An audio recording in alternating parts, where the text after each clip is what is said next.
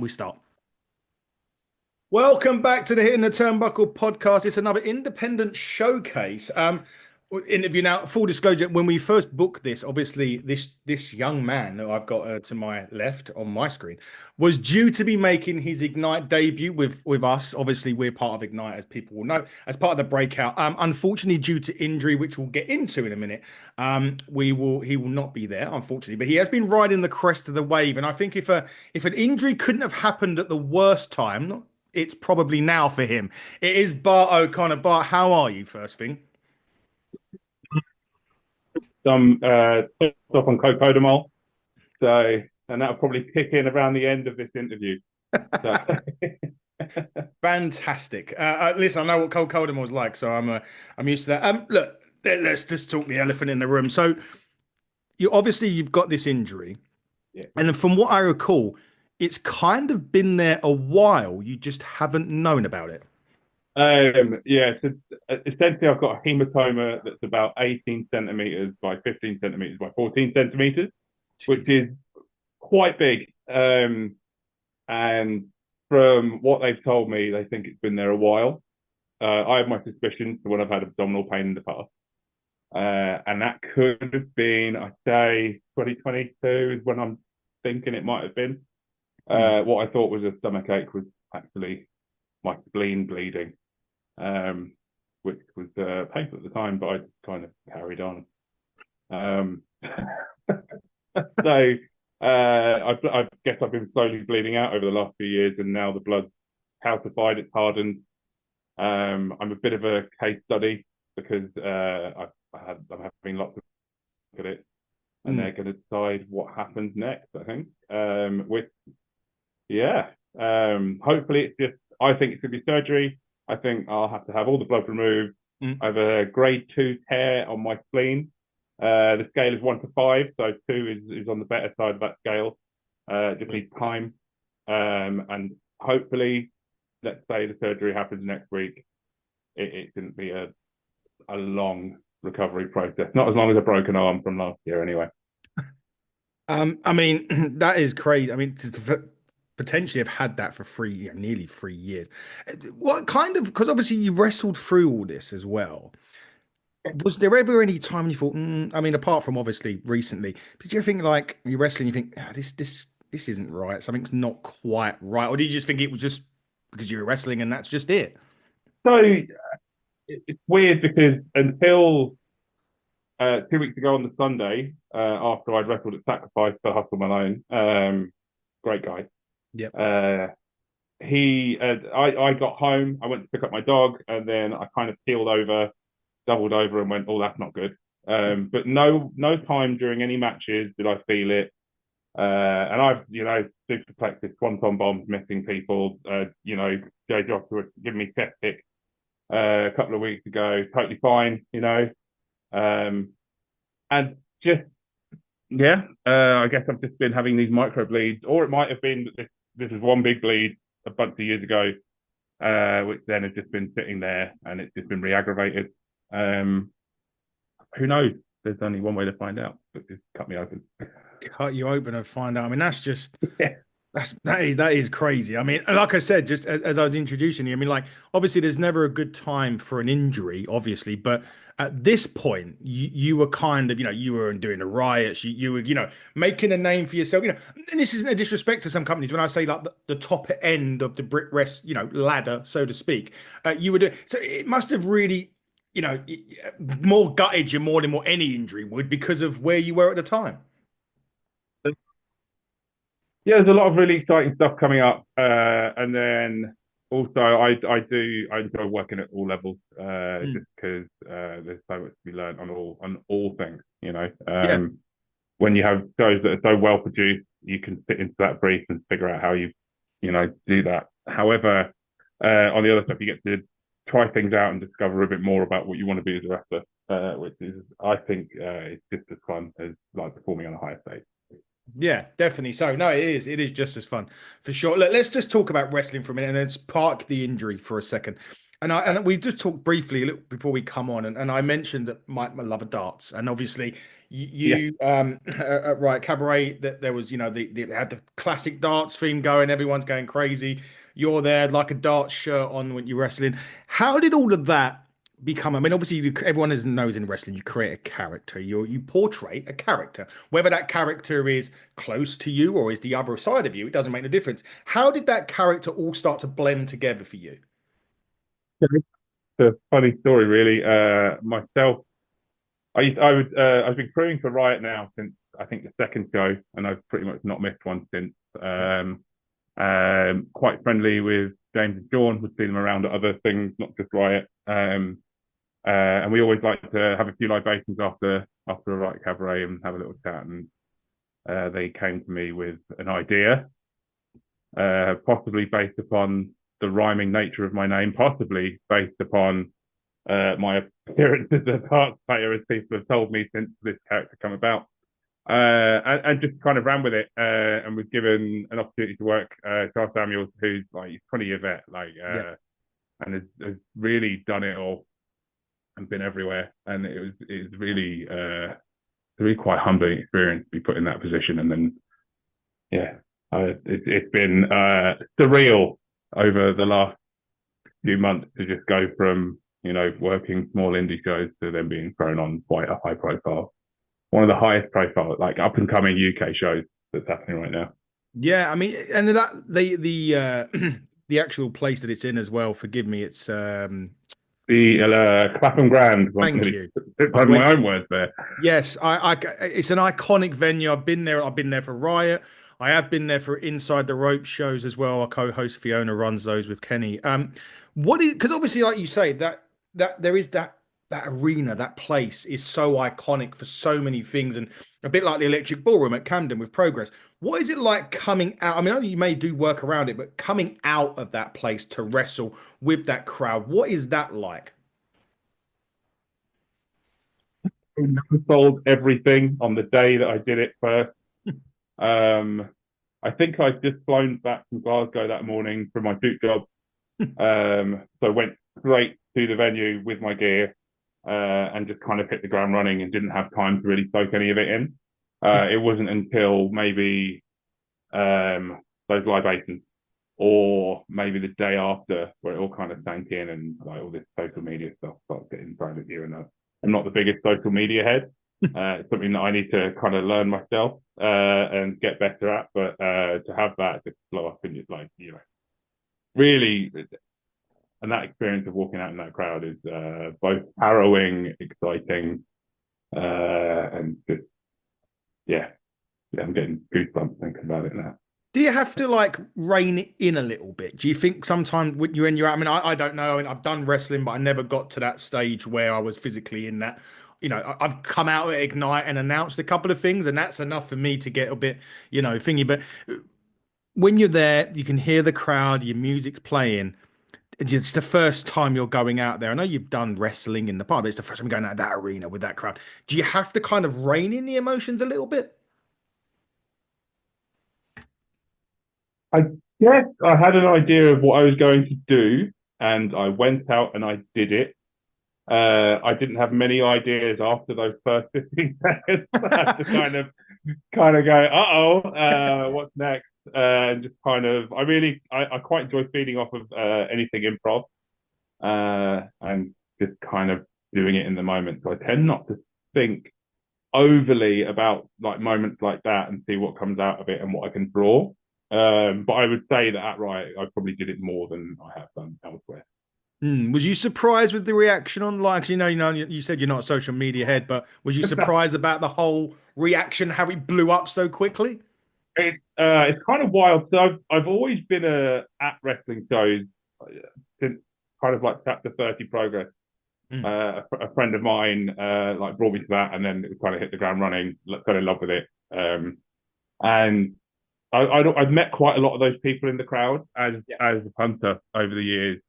And then also I help out a lot the play fight school that Cara Noir runs Yeah. with Nina Samuels as White Cavade, Tate teaches there as well, Danny Black as well. And with that, I guess with that connection as well, added a whole bunch of other people who come to all the shows. And then had friends who surprised that same friend who brought me to my first wrestling show. Surprised. Well, he says he already told me, but I completely forgotten he surprised me by being there that day. So it was yeah, quite spectacular reaction. I wasn't expecting it, and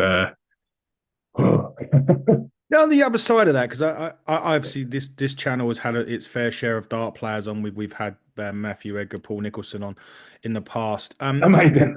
Yeah, if you can go and have a look at it, they've been on. They've been on. Matt's been quite. Me and myself and Matt interviewed RVD not too long ago. But when you go on to, do you think it's also because of the popularity? And this is changing the subject over to darts a little bit here, because of this increased popularity of darts, and obviously like the Luke Littlers and the Matt Figures, but there is also that crossover point because those of you that know Paul Nicholson, the dart player, will know that he was a big fan of CM Punk. He done the whole CM Punk thing on the stage once. Matthew Edgar, sorry, is a big fan. He's had Edgar Mania when he come out at the Alexandra Palace doing his thing. Luke Littler has said he's a wrestling or has been a wrestling fan. That's where he got his walk-on theme from. So is it the kind of the popularity of darts and wrestling? Because I actually shared it, your thing, onto the darts thing, and it blew up with a lot of the dart players liking it and Amazing. commenting on it. So, but do you think it's because of the popularity of both sports together now that's kind of propelled that even further?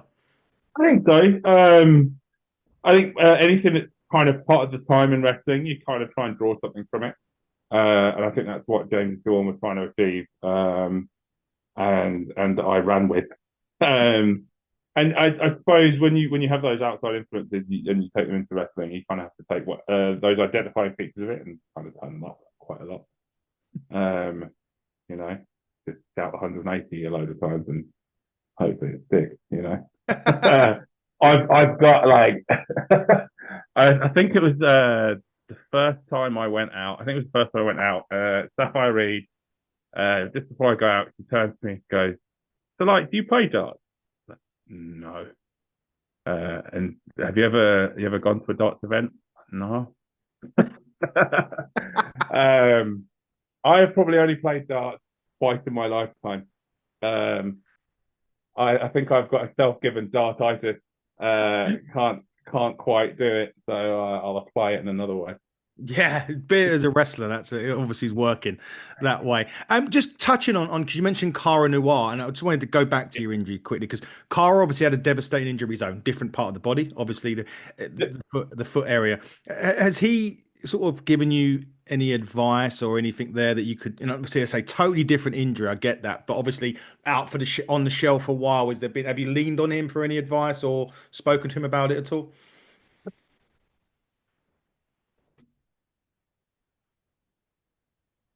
Ah, you've gone dead on us, Oh, Bart. hello. There you go. We You're back. back. There we go. So with Cara, Cara's been away at Mania, so I haven't seen him at all for the last 2 weeks. Right. Had a few messages back and forth, and it's just kind of there's always some that the school especially is somewhere to lean on, Yeah. and that everyone there has been like come along to any of the sessions if you want to like just sit in or like help out in any way you can. Um, which I love doing it. I really love helping teach wrestling. In the 3 years that I've done it, I'd like to think I've picked up on how to improve in the way you if you aren't quite getting an action or like a certain skill that you're not quite getting. I always find I can look at it and kind of analyze it and show someone how to do that. And with Cara giving me that opportunity to do that, it helped me a lot, especially during this injury process, which I was in the day after I was discharged from hospital, um, helping teach with Nina. After I broke my arm, I was in the day after as well. So I'm kind of addicted to it. Um, Go and sure. get back. But it's like an itching to like want to get in the ring and do stuff straight away. Like, I did minimal things the day after I was discharged, but I still did some things that I can get away with. Wow, that is incredible. Right, let's. You mentioned a point. You said that Cara was at WrestleMania or in Las Vegas. Las Uh, Vegas, yeah. yeah, of course. There was for those of you that don't know, there was quite a big event that went on for the last couple of days over there, called WrestleMania. And I wanted to ask about it because look, lots of things happened at WrestleMania. So I'm going to pick two particular things, and you probably know what these two I'm going to go with. The first, the first one being the whole Paul Heyman, Seth Rollins, and now Braun Breaker into this. I called it the Dangerous Alliance on my Raw review because I think Paul Heyman's bringing that back. I mean, it may have been slightly obvious if you got an eye and you kind of knew where it was going, but it was still great to see. With that, obviously, with Seth's the leader, Braun Breaker, do you see maybe potentially somebody else, maybe male or female, going into that to make it a bigger faction, or are they going to just keep those two as it is? WWE like doing is not giving it all away at once. Hmm. Not everything will come to light immediately, especially now that they've got with the writing that they're doing these days. Yeah. So for sure they'll be running this for a while, but I reckon a large moment's going to happen at some point. And there's some great talent that could fit into that. I mean, Rufus just came back. He looks Yeah. like an animal. Yeah.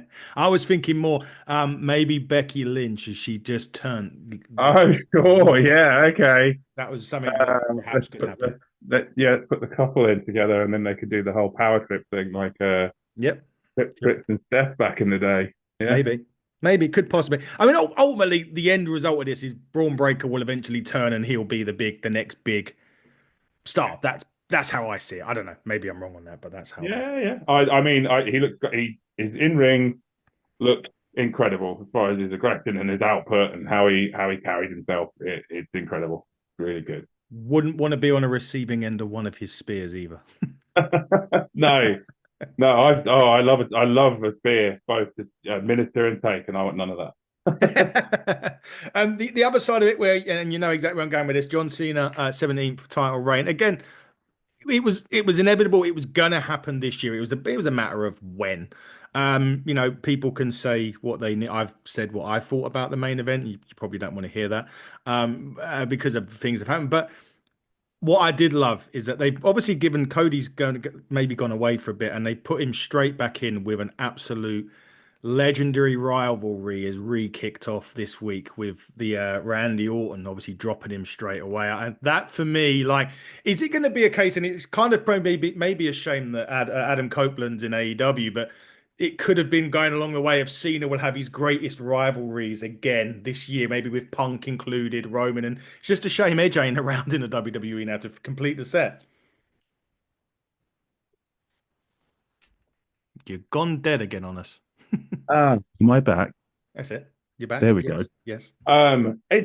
I think the issue, like, is yes, we could like rehash those old rivalries, but there's a whole opportunity of dream matches to be thrown out of new Yeah. people. There's new talent to be thrown at John Cena. And why can't we do that?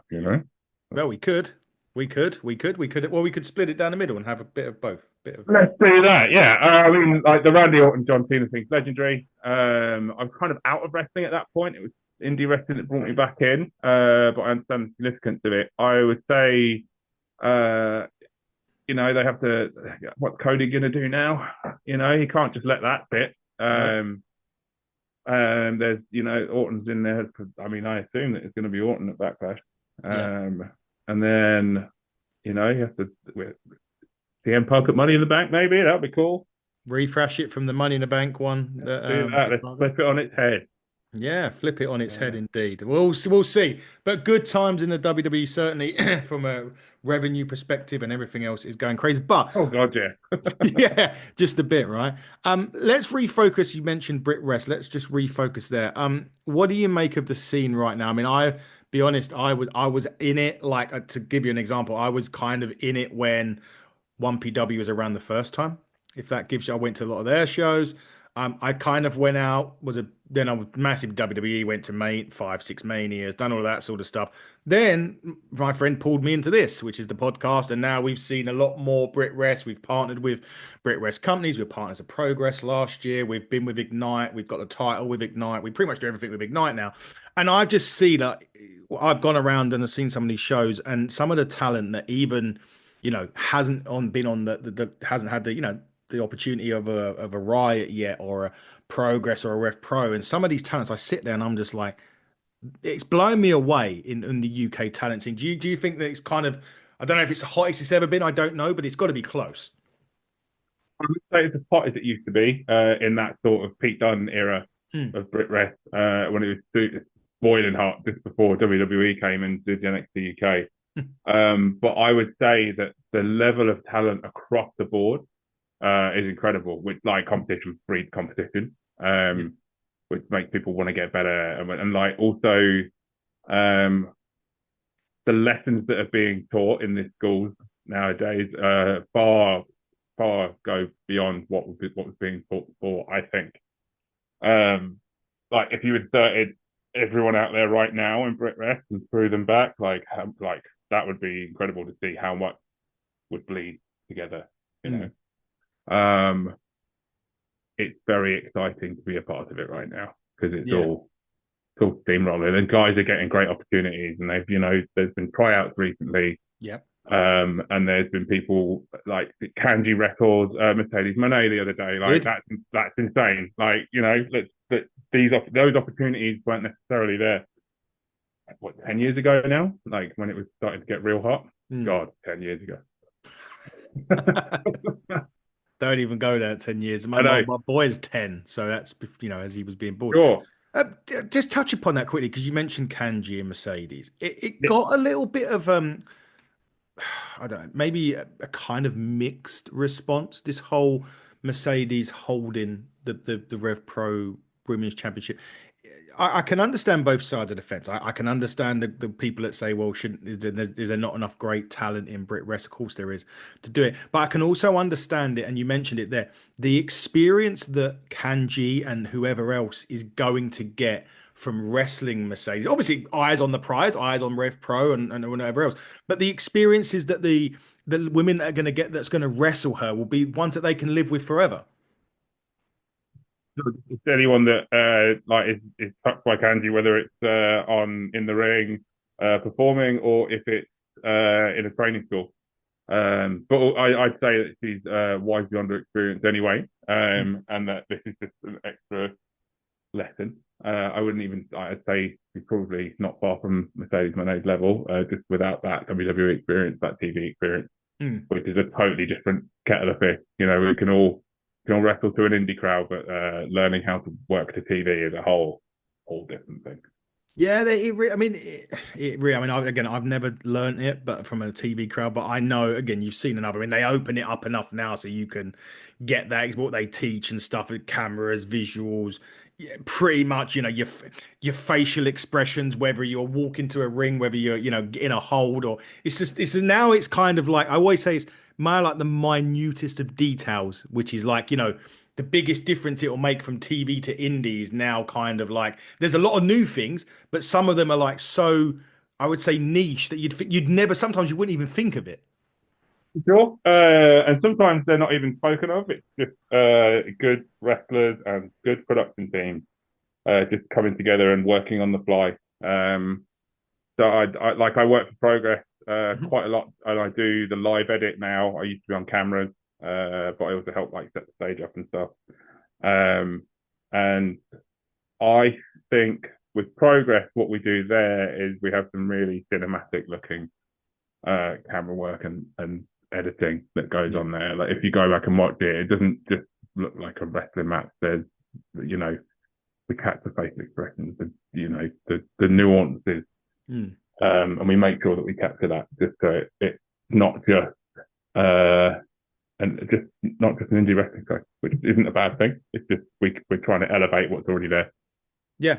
And it's working. It's definitely feels that way anyway. You definitely get like a, when you go to a progress, it definitely there is that sort of everything's got that big fight feel to it. As I say, even just from the venue itself, the iconic Electric Ballroom, you walk in there, there is that sense that they're, major. I mean, I went quite a lot between the Spike Kid Lycos feud, which kind of culminated when Lycos winning it, and you can just sense it. And the workers itself. I mean, Spike's is brilliant. Lycos is great as well, but sometimes just being there, and you mentioned the cameras and you got everything and the video packages that are played as well from it.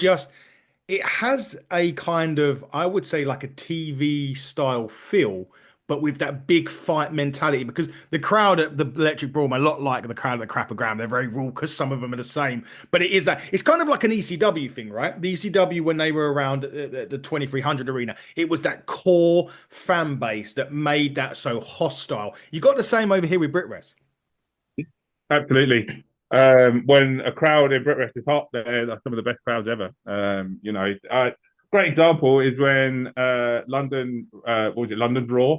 Hmm. London SmackDown, the noise coming out of it. They fed Logan Paul to them, which was just wonderful to see live. Just so good. Crime is good. It's just really great chance, like just coming out of it. But it's like you say, that hostility or that nature of a British crowd just coming together and being able to throw out being raucous. Indeed, indeed. Right, I'm going to ask you some random questions and then we're going to start to wrap up. Random questions are Oh, all wrestling based. Some take a bit longer to answer, but I wasn't nice to you because I sometimes give a couple of these questions out prior to us going on air. I didn't with you. So, fine. I love improv. so sorry, not sorry, but you do, as you say, you do love improv. Right. So, first question: if you can debut at any wrestling pay-per-view, doesn't mean a year, it just means a wrestling pay. If you were going to debut at a wrestling pay-per-view, what one would it be?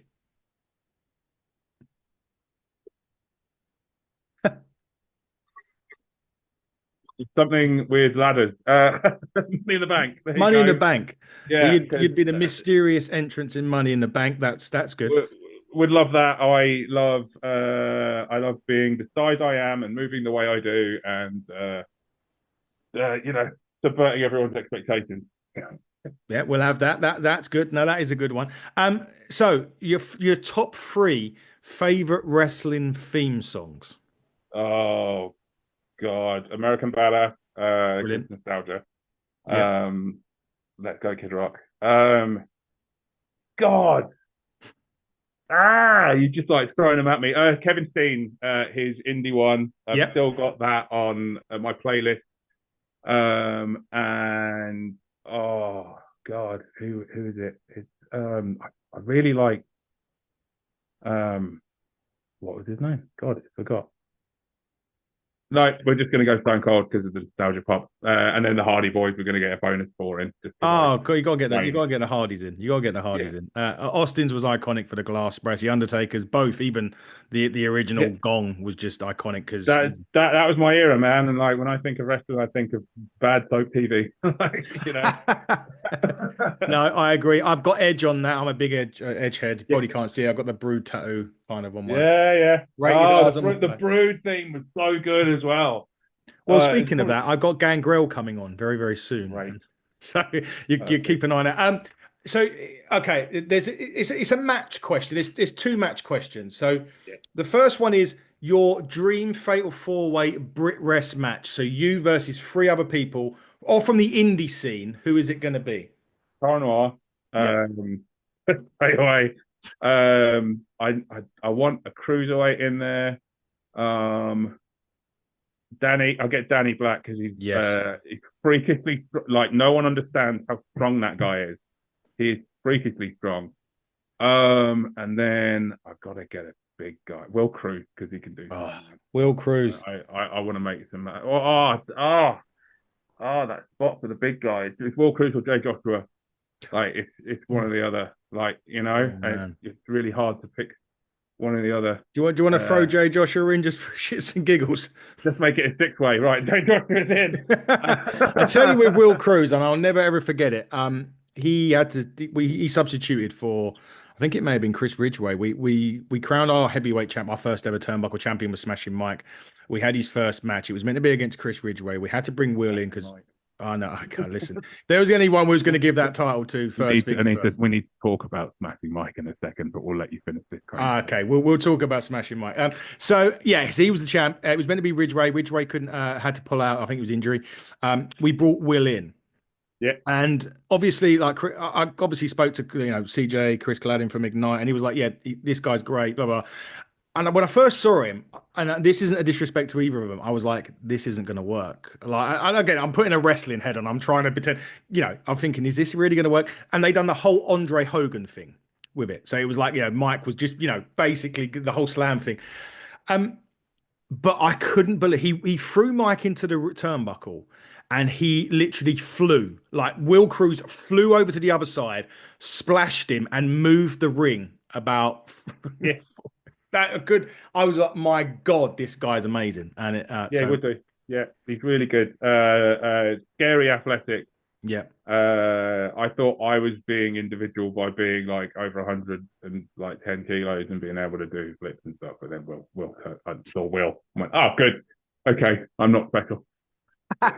You probably are though. Let's be fair. Right, last one, and then we'll talk up. Then we'll hit Smashing Mike. The same question. Yeah, we will. We will. The same question, but in terms of American or Japanese wrestlers, who would you want to wrestle in over there? He's killing it on NXT right now, and he did a stint over here for a year and was just the nicest guy in the world ever, and an insanely good wrestler. We got Inamura, God, Jeff Cobb, because big influence on me, Jeff Cobb, another big guy that can move, and then God, is this current or is this? Anyone? Oh man, oh that's hard. Mike D. Actually, Oh, yes. he's real fucking good. Can I swear? I've Yes, just absolutely. sworn. I did. So yeah. Mike D's really fucking good. Yes, he is. And the first time I saw him, I was like, oh, okay, this guy looks like this kind of wrestler. He is not that kind of wrestler. Again, a big guy that can move, which is that's my favorite thing. It's what I try and emulate, and it's definitely done me disservice right now. But yeah, that's the four, I think. Yoshiki Inamura, Mike D, and who else did I say? Jeff Cobb. Jeff Cobb, that which would be an incredible, incredible match. Right. Okay. I brought him up. You said we need to talk about him. So he doesn't do bum weight. He doesn't get tired. He's got his, is it dad's, mum's genetics, or I can't remember the last two bits. He was our first turnbuckle No, champion. it's his mum's charisma and his dad's genetics. He'll give you an ab check. I'll give him a flab check. That's what's going to happen. Now, Smashing Mike, you've been asking me for a long time to not put you in the bin. Yes. One day I'm going to put you in the bin. One day a promoter will allow me to bring a dumpster into their venue, and we are going to have a put Mike in the bin match. Dumpster match. Because I need to put Smashing Mike in the bin. Oh man, I need to get CJ Carter, the GM of Ignite, on this. I'm not sure the building will allow us the dumpster, but we'll have a go. We'll have a go. It'll be a wheelie bin, Smashing Mike. We'll have a wheelie bin. Okay, I'm here to take out the trash. That's what's going to happen, Smashing Mike. Oh man, it's a shame he's not my champion anymore, or our champion anymore. That at the moment is Mark True. More on that in a minute. Oh, Mark True. Yeah, yeah. Yeah, we'll talk about that in a second. But look, we're going to start wrapping up. Look, obviously, injury. You haven't obviously at the moment. You're at the school, so you're still helping out with Cara at the school. A play fight, yeah, as much as I can do. I'm going to go away for a little bit to see family because they're good to lean on in moments such as this. Yeah, certainly does. Certainly is. Look, we're going to start wrapping up, but I mean, whatever happens, obviously, I know you're meant to be at Ignite, and we're not going to see you in a couple of weeks, which is a real shame. I hope. I might still be there. Oh, you should pop in. You should pop up and say hello. Yeah, you could put Mike in the bin. He's going to be there. Is he? Great. I'll bring my own bin. You bring your own bin. Yeah, Mike is going to be there. But look, in all seriousness, I hope we know obviously there's something wrong and you've got to get it looked at. But I really hope that it isn't going to be, you're not, say you're not out too long, which is probably a silly thing to say because you may well be out a while, but you get what I mean by that. And I want to hear those iconic theme song of the darts at wrestling again with you coming out in your darts top. But in all fairness, I hope the injury isn't serious and we get back, you get back into the Brit Rest very, very soon. Thank you very much. Bart O'Connor PW on socials. Smacking Mike, you will be put in the bin someday, real soon. That's my motivation to get back. There you go. And you actually beat me too, so I was actually going to say hit your socials up, but you've done it for me. So in which case, I'm going to just quickly promote Ignite. Funny enough, the last stand, May the 18th at Shenley Road. Tickets, so I don't even know if there's many left. I don't know how many there was.